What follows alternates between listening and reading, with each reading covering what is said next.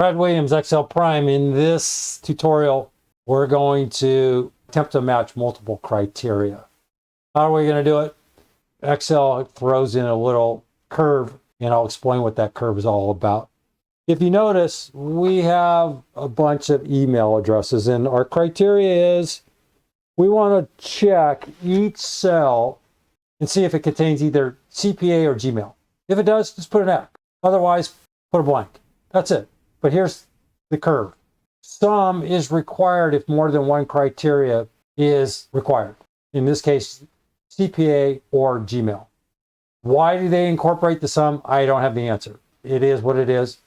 How do we set this thing up? Here is the layout. I don't need to explain the if. I don't need to explain the sum. And I don't need to explain what's going on with the COUNTIF.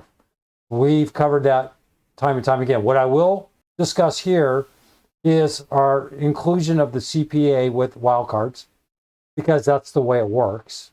And now you should be familiar with wildcards. And the only change here, well, there's two. We have the sum, and then we have, it's called a list constant.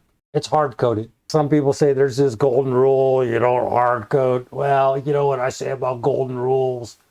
Screw them. You're gonna develop your own style, and if you want to hard code, so be it.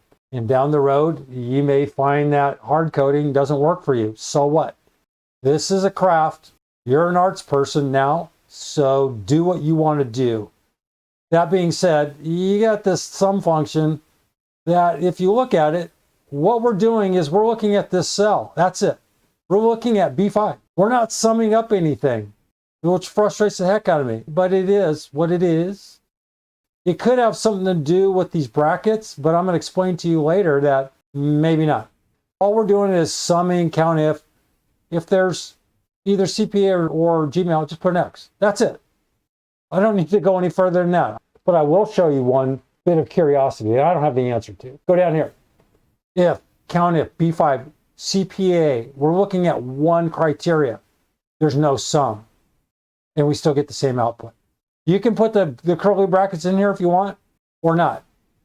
We'll put curly brackets in, and the outcome will be the same. You get the X. Brad Williams, XL Prime.